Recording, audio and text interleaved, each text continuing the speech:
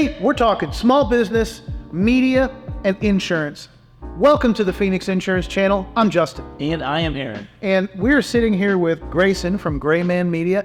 We're going to do something a little bit different today and really kind of talk to the folks about what they need to know about insurance and learn about some other businesses. So if you have specific insurance questions, please leave a comment. We'll still make our videos that we made before, but we thought we would give you a break from looking at just the two of us. So Grayson, We brought in a young counterpart here to introduce a new face. So Grayson, the name of your company, tell everybody again. It is Grayman Media. And what does Grayman Media do? So like the name says, it is a media-focused business. So we help people produce video, whether that's for a website or for a YouTube channel or for podcast. We focus on that as well as some photography in there as well. Okay. spoiler alert, Grayson is the one who helps us produce the videos for our channel.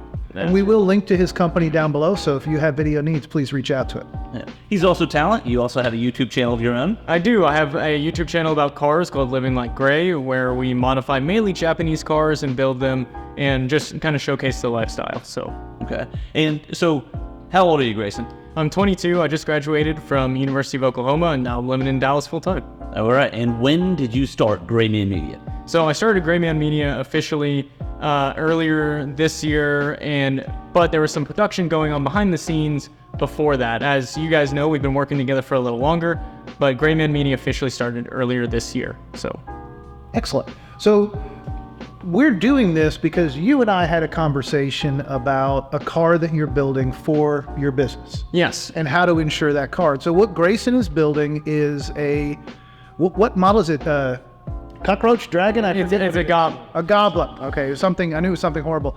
So it's a little racy car thing that you plan to put cameras on. Yes, so it is. It's a multi-purpose thing. It is something that. Saturday driver, you gonna take it to church? Well, you know, I depends on how it's insured with you guys, right? But basically, what it's for is it's an eye-catching, skeletonized car that we can advertise the business on, and like Justin said, we can mount cameras to it and do some really cool car videography. Hopefully some really cool cars. Look for those video shots on our other channel, The Hoosman Bros, which we'll also link below. So, Grayson, what were some of the questions you had about insuring that car? You say how we insure it, right? So, what were some of the questions that you wanted to know about how to insure that car? So yeah, one of the things that I was told growing up is always before you buy a car, call your insurance agent and see how much it's going to cost to insure, which I kind of did, but I didn't really do it right because I called my insurance agent and they said, oh, it'll be this much to insure, but they said it was for personal, Right. And you guys advised me that I really should do it under a commercial policy, right? And Now, we're not telling the whole story here because No. this is not just a goblin. It started as something altogether different, and it is titled as something altogether different, right? It can be. it can be. So that was one of the problems that we talked about was it is technically a Chevy Cobalt from 2007 and Cobalt SS. Cobalt SS, yes, it is a supercharged car, and so it's a special edition. And so basically, the parts to build the kit were actually more expensive than the car, and I think that posed some issues on the insurance side with you guys, if I'm Yes. not mistaken. Yeah, because now you're talking about custom parts and accessories. It can be insured as a Cobalt, and that's what it's titled as. And a Cobalt is probably pretty inexpensive to insure because at this point in time, at 2007 Cobalt, Yeah. it doesn't have but several $1,000s worth of value. And this kit was... Total the kit, I want to say, is $16,000. So now you've got custom parts and accessories, twice the amount of the core vehicle itself, which poses an underwriting risk. This is what we like to call an attractive nuisance, maybe. Maybe I don't think that's quite right. I haven't been an underwriter, but I know ultimately this is going to be a problem for the underwriter for some technical term that all underwriters can tell you. So that was the challenge that you had. And then another kicker to that was titled in your personal name, right? Yep. But it's not just going to be a black car. It's not going to be just a car. You're going to put a wrap on it, right? Yeah, it'll have my company wrap, and so it's an advertising piece, and that suddenly becomes business oriented, right? Yeah, and there are some gray areas there you could potentially get away. I think a lot of underwriters are going to have a problem with a business wrap on a personal vehicle. It's too big of an exposure. too much of a target. If you hit somebody, if there's some damage, the person who you hit, they're going to get a lawyer. The lawyer is going to see business. They're going to see big money. They're going to want big payouts. You bet. So that is going to be one of the challenges. But the other thing is, it's not just wrapped. You're using it. Yeah, to record cars, and not only that, expensive cars too. So like, and this isn't meant to film. Paid to do it. And we're getting paid to do it. So it's like, we're not going to be filming Toyota Camrys or Honda Accords and stuff like that. It's going to be hopefully supercars, Porsches, Lamborghinis, McLarens, and those aren't cheap. Right. So now you've got the obvious. This is definitely a business exposure.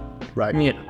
And now we look at the standard, the usual suspects. There are plenty of names that you've heard before that do insurance for commercial vehicles. Progressives, the Geicos, the Hartfords, the Travelers, the Liberty Mutual, State Farms even. Sure. So it's interesting. State Farm is what I use for some of my other insurance, and they would not insure this vehicle even as a personal use because it is a kit car. Right. So that is something that you really do have to factor is your current insurance even going to insure it? And kit cars can be a challenge. They don't have to be, but they certainly can be. And when you get to commercial kit cars, now we're in a whole different realm. Yeah. You know, we do have our milk truck that we have, but it's not a kit car. It's just registered as an old milk truck so we can get away with it, right? But yours, hell, yours is called a Goblin. I don't know that I'd want to insure it, you know?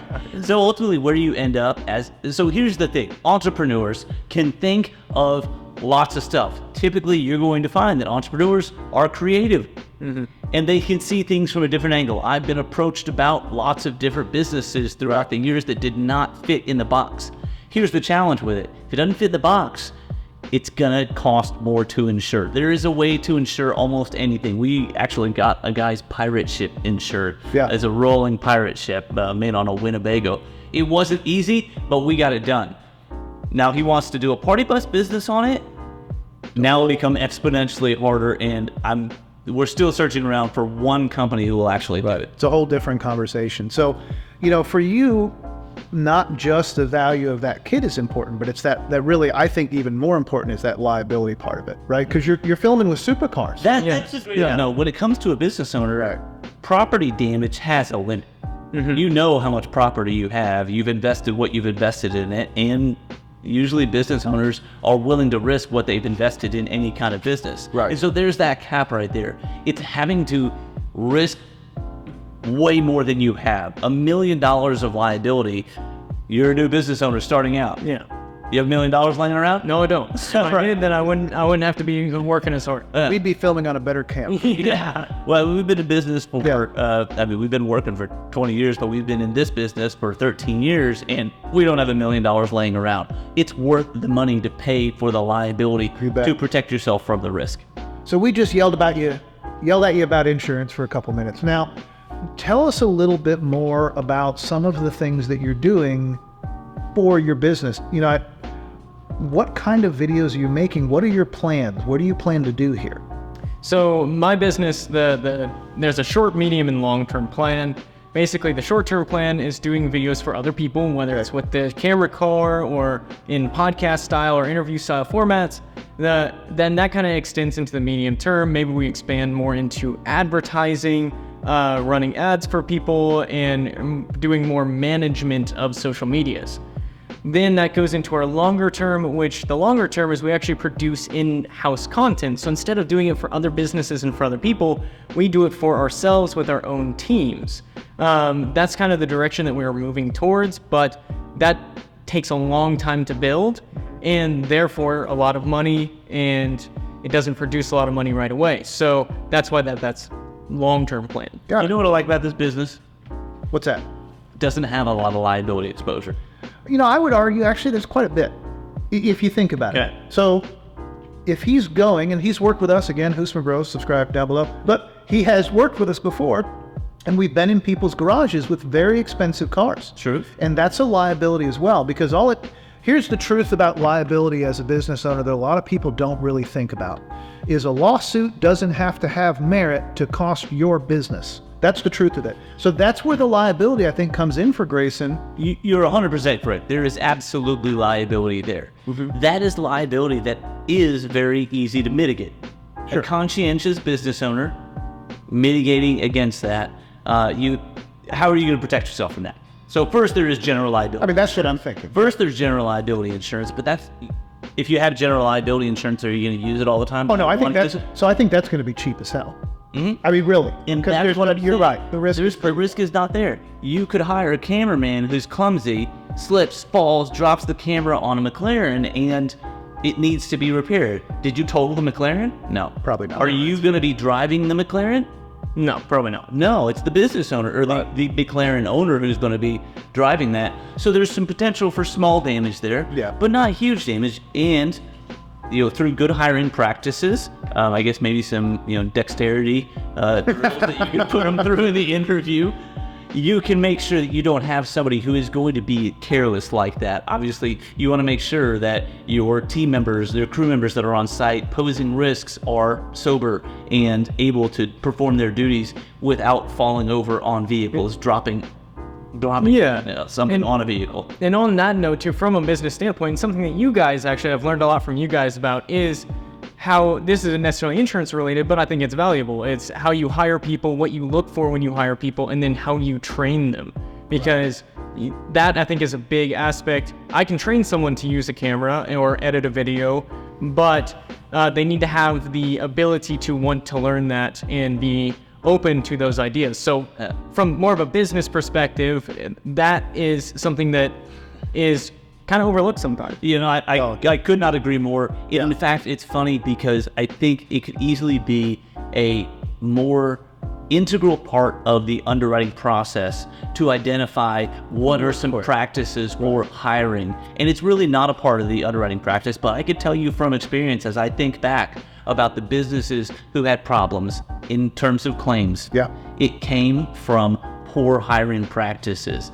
You get what you pay for in life, and that has never been more true than in employees. And if you're really trying to build a life for yourself, trying to build a business, it takes a lot of work, as you're seeing right now. Yes, it does, yeah. It takes a lot of hard work, and so put the right people in place. It's really important to get a good hiring practice down. That's a fantastic point, because that's one of your biggest risk mitigators as a business owner, even with general liability insurance. This one, I like it. I mean, from a workers' comp standpoint, you probably have some costs there. Yeah. Because your employees could definitely get hurt. They're out. There's a lot of risk there because you don't know where they're going. Plus, they have to drive to location.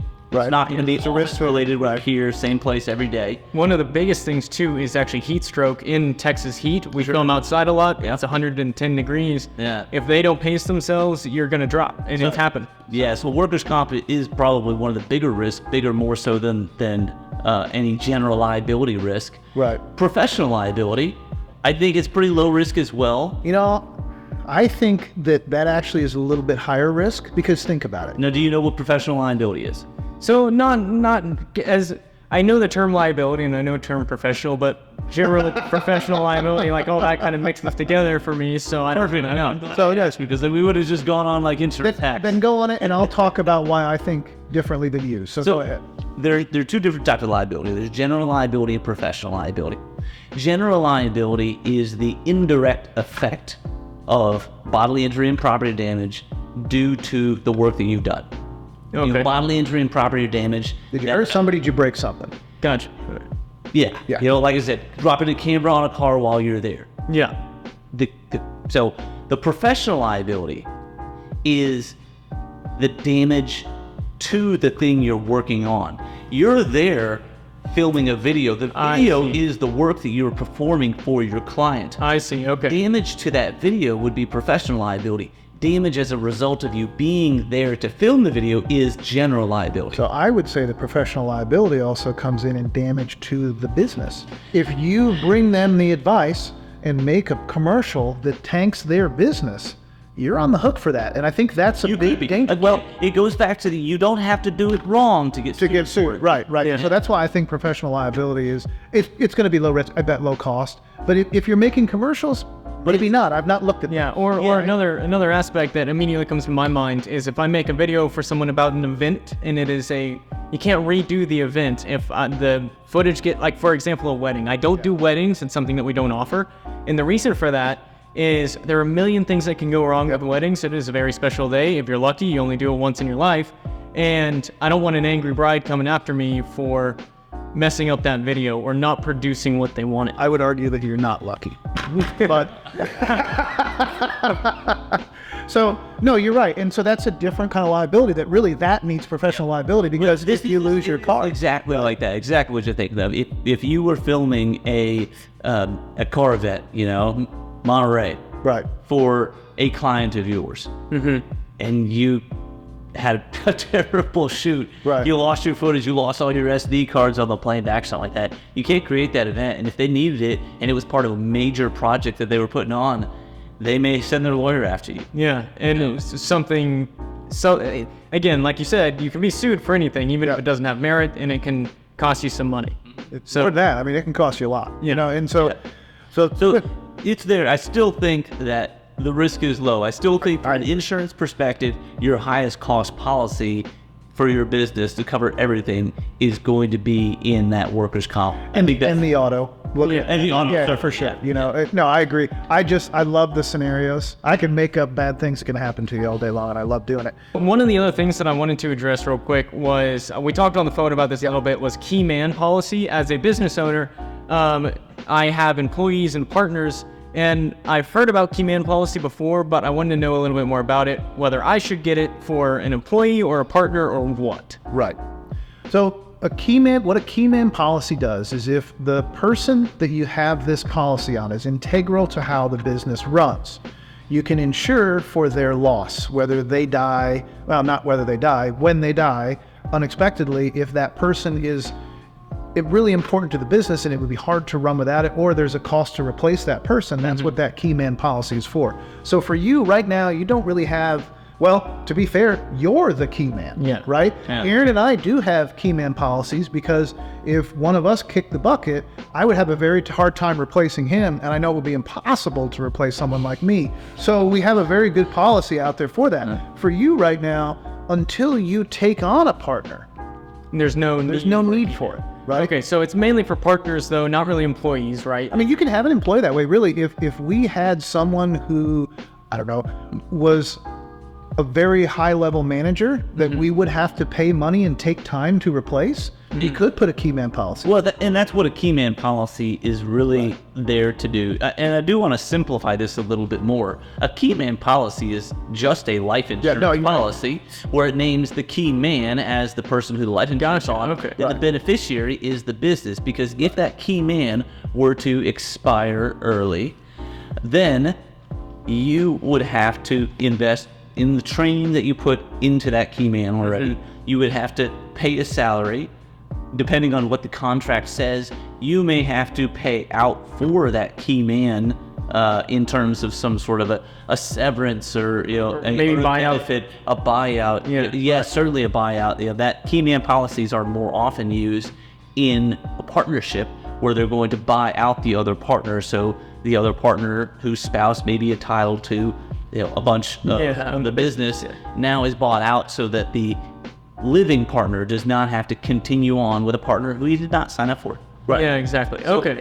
that's a key man policy is really just where it is a life insurance policy on a person who is key, with the beneficiary being the business, so the business has the funds to overcome the loss of the key employee. Okay, that makes sense to me. So mainly for partners, could be for employees, but only if it's If really. that employee has really shown that this is going to be a problem if I lose this guy. Yeah. You know what I mean? And that's really what it comes down to. Got it. Okay, well that's good to know. Yeah. So when on this channel, we try to leave people and teach them something, right? And I think we're doing it with this conversation, this video, but I'm going to make you give them something specific. So for our business owners out there that are learning from this, give me 3 tips to improve the value of their videos. So 3 tips off the top of my head. One is, well, like you said, value. Provide value. Right. If it's not providing value to the viewer, it is not a good video. They're not going to watch it, right? If it's just Seems pretty simple. Yeah, it seems pretty simple, but it's Right. forgotten a lot in business, especially with videography and photography, is if someone doesn't want to see it, whether it's informative, entertainment, those are the 2 main categories, right? If it doesn't provide something like that, they're not going to watch it, and you've wasted money on So video. I have a question. Here's the thing about business owners.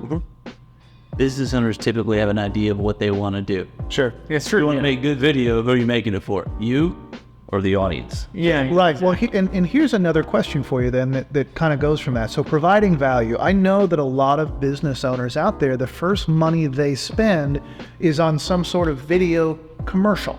Yes. Right? Not like what we're doing here, but a commercial that says, hey, here's who I am, here's what I do, right? Mm-hmm. Is that the best way to do video as a business owner if you're starting out? Or is it better to do something like this? Which do you think is the best way to spend money? I think right off the bat, you guys have more of an established business. So I think you guys are now just building out your brand entirety, where it just is this overarching, it's kind of like what billboards are for too. Billboards, they're there to reinforce a brand. Like if you see a Budweiser billboard, Right. you're not going to go buy a Budweiser right away. It's recognizing that's a brand that exists and I can trust. Okay. This is kind of like that for you guys, where you guys are reinforcing that brand that you guys have built. Hey, we're the Phoenix Insurance. You can trust us for insurance. Right. State Farm, Progressive, all those guys do the same thing because you see them all the time. Right. The initial thing as a brand new business owner, you do want to provide some of that initial value of, hey, I'm new here. This is what I do. Come try us out today. And you can really get them to try your business if you're a new business by offering free or discounted service, because you don't have that reputation that say you do or Budweiser does or, Ford. Like you're not going to go buy some Chinese car because Yeah. they don't have that reputation. I would argue that, don't offer discount. Yeah, I was going to say, really, it is what small business owners start with. a lot of it. Yeah, I mean, really, I think if most there's one thing we established learned, businesses will tell you. if there's one thing we really learned, it's that we should have been doing what we're doing now from the beginning. Yeah. So I think a commercial's great. It takes more willpower to Yeah. do it. Yeah, but it's tougher. But Yeah. yeah, for sure. And so, okay, so those are two good tips. So commercial first, then Do the brand building, Got it, right? okay. So you need to get people introduced to you, right. and then you can flow out with the brand building. Tip number 2. So tip number 2 is consistency, not only with how you put out your video, but your brand overall Okay. and how that brand is conveyed, right? Logo, fonts, and colors. If you pay someone to make a video for you or an advertisement, if people recognize the brand maybe by the logo, but if the font's different, they're not going to recognize your brand when they see that I font. may not believe it, actually. Exactly. Maybe, okay, is that counterfeit? Yeah. Exactly. You want to put trust behind everything you do and have congruency between everything. That includes how your videos are filmed. If your videos are filmed in a different way or a different spot each time, it's not going to add that same level of brand identity and trust that you would get from filming in a similar spot, or at least in similar outfits with similar people, and then having those same what we call a brand package, right? With a logo, fonts, colors, people, shirts, all of that kind of stuff. That allows you to build trust over time. In life, they say growth happens outside of your comfort zone. But online, growth of your brand on video happens inside the consumer's comfort zone all the time. You bet. Yep. We're screwing this up by doing something different, not wearing But we have been around a little bit, so we can take a flyer every once in a while. So great tip there. Okay. And what about number 3? What do you have? So the third one, and actually this is not really about video, it's about audio. Audio is more important than video that we have learned doing this. You bet. People will deal with not great video quality. They'll put up with it. Now, it's not ideal, but as we've seen some very huge YouTube channels film on an iPhone. Right. Yeah. The video doesn't need to be as good as the audio. If the audio is bad, if you have wind noise, if you have obnoxious echo or dogs barking and stuff like that in the background, Yeah. that is immediately going to make people click off, especially if they're wearing headphones. They're going to hear that substantially more than other people. Or listening to it on the train. Yeah, right. In a hurricane or something. So, but that I think is really important. Is to have a good video, you need good audio. So here is what I would add to your 3 things, which are great. As a business owner, get started. Really, that's the thing, is we put it off for so long. Not put it off, but we kind of half-assed Other it. things, there's a million, There are many things you can do. A small business owner, you're seeing right now, you wear a lot of hats, right? Yeah, and a lot of it's not money-making activity. Yeah. It's arguing with the bank. It's trying to do this, trying to return a piece of equipment that was issued. Learn what you need to know to be able to move to that next step. Exactly. Training employees. If you, like we were talking about bringing on new people, you have to train them, and that takes time. That doesn't make you money. It's just it feels like a waste of time. But For when it business, comes, for time business, management. time management, but ultimately for the video part of it, you got to start. Yeah. You got to keep doing it. So I think that's a big tip that I can throw in there. For building, like my dad told me 3 rules kind of growing up, and it's show up, shut up, and do good work. If you show up, Those are good ones. you're there, even if you're not there in a business format, right? If you're, for example, for me, I go to car meets. I have gotten a lot of opportunities just by showing up to those events. You meet people, you network, and those will just provide you with the opportunities. Shut up, figure out what they need, do it, get it done, do good work, and you'll be successful. Those are the kind of the 3 rules there. I'd agree. Not bad Yep, advice. absolutely. Well, I think we've touched on a lot of topics here today. I hope you guys got some value out of this. We'll do more of these if you watch a lot of this, and if you put a lot of thumbs up and maybe some comments down below, other things that you would like to hear about it. And if you're local to Dallas and would like to come on and talk with us, we'd love to do that. So reach out to us. We would absolutely love to have you in this middle chair. If your business is interesting, and frankly, I find all business interesting, I think that we could have you on, and we'd love to. Come back and see us next time. Thanks for watching.